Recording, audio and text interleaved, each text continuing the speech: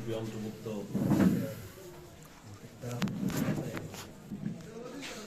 7, 8 এবং 9 নম্বর কেন্দ্র বারোবসা সরকারি প্রাথমিক বিদ্যালয়, সেই কেন্দ্রের কেন্দ্র কমিটি এই প্রোগ্রামের সম্মানিত সভাপতি উপস্থিত রয়েছেন বেকরাটগ্রাম ইউনিয়ন বিএনপির সাবেক সভাপতি, সাবেক চেয়ারম্যান, শ্রদ্ধাভাজন নেতা জনাব আব্দুল বারেক বারী আসন অলঙ্কৃত করেছেন। বেকরাটগ্রাম ইউনিয়ন বিএনপির অন্যতম সহ সভাপতি শ্রদ্ধাভাজন বড় ভাই জনাব রফিকুল ইসলাম রিপন আসন অলঙ্কৃত করেছেন। বেকরাটগ্রাম ইউনিয়ন বিএনপির সংগ্রামী সাংগঠনিক সম্পাদক আমার অত্যন্ত বুসুম ফ্রেন্ড জনাব জহিরুল ইসলাম আসন অলঙ্কৃত করেছেন। এক সময়ের সাবেক তুখর ছাত্র নেতা, বেকরাটগ্রাম ইউনিয়ন ছাত্র দলের সাবেক সভাপতি, বেকরা বিশ্বেশ্বর মেমোরিয়াল উচ্চ বিদ্যালয়ের সহকারী শিক্ষক জনাব মাহবুর রহমান আসন অলঙ্কৃত করেছেন।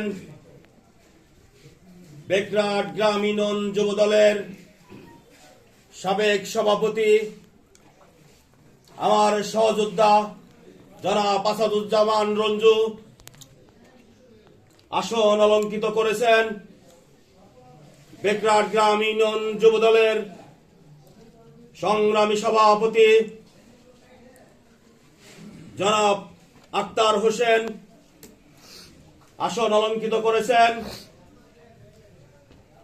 বেকরাটগ্রাম ইউনিয়ন ছাত্র দলের সাবেক সভাপতি এবং বেকরাটগ্রাম ইউনিয়ন যুব দলের সংগ্রামী সদস্য সচিব জনাব লাবু আহমেদ পারভেজ আসন অলঙ্কৃত করেছেন। বেকরাটগ্রাম ইউনিয়ন যুব দলের সিনিয়র জয়েন্ট কনভেনর আমার অত্যন্ত বুসুম ফ্রেন্ড জনাব হাবিবুর রহমান হাবিব আসন অলঙ্কৃত করেছেন। বেকরাটগ্রাম ইউনিয়ন যুব দলের সাবেক সংগ্রামী সাধারণ সম্পাদক এবং বর্তমান যুবদল কমিটির অন্যতম যুগ্ম আহ্বায়ক আমার অত্যন্ত বুসুম ফ্রেন্ড জনাব ইলিয়াস হোসেন দিদার এবং আসন অলঙ্কৃত করেছেন। বেকরাটগ্রাম ইউনিয়ন স্বেচ্ছাসেবক দলের সম্মানিত সভাপতি জনাব জুয়েল মোল্লা এখানে উপস্থিত রয়েছেন। বেকরাটগ্রাম ইউনিয়ন ছাত্র দলের সংগ্রামী সভাপতি স্নেহের ছোট ভাই জনাব সোহেল রানা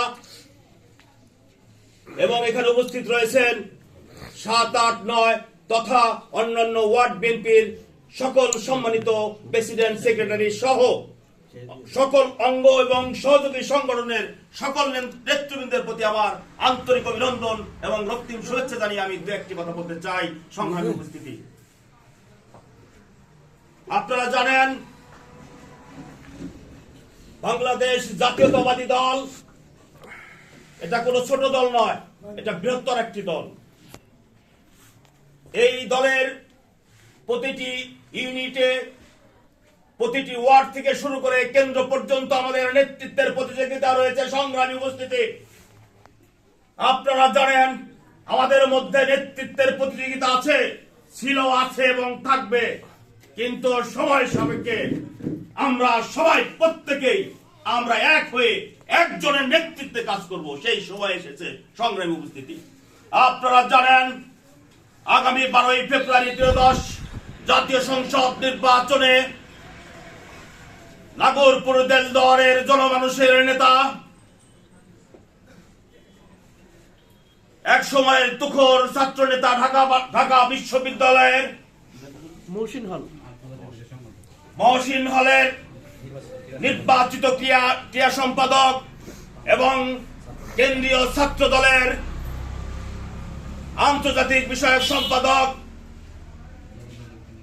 এবং কেন্দ্রীয় যুব দলের সম্মানিত সাবেক সহসভাপতি এবং টাঙ্গাইল জেলা বিএনপির সাবেক সভাপতি সাবেক সহসভাপতি নাগরপুর উপজেলা বিএনপির সম্মানিত সদস্য নাগরপুর দেলদুয়ারের মাটি ও মানুষের হৃদয়ের স্পন্দন নাগরপুর দেলদুয়ারের ধানের শীষের কান্ডারি জনাব রবিউল আওয়াল লাবলু ভাই মনোনয়ন পেয়েছেন। এই মনোনয়ন অত্যন্ত ভাগ্যের ব্যাপার। সংগ্রামী উপস্থিতি, আমরা জানি, আমরা দেখেছি বিগত সময়ে নমিনেশনের একটি প্রতিযোগিতা ছিল। সংগ্রামী উপস্থিতি, সেই প্রতিযোগিতা একমাত্র ব্যক্তি, ভাগ্যবান ব্যক্তি, শ্রদ্ধাভাজন নেতা জনাব রবিউল আওয়াল লাবলু ভাই মনোনয়ন পেয়েছেন।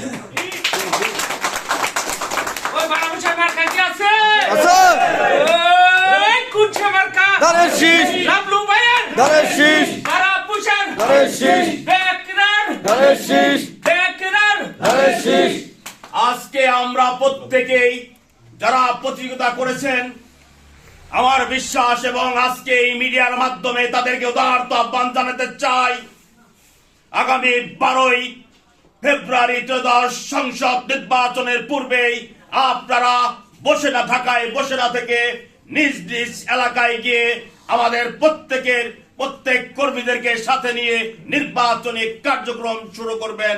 সংগ্রামী উপস্থিতি, আমি আজকে আরেকটা বিষয় জানিয়ে দিতে চাই, নেতৃত্বের প্রতিযোগিতা থাকবে তার মানে এই নয় যে আমাদের ভিতরে কোনো ধরনের কোলাহল কিংবা দ্বন্দ্ব রয়েছে।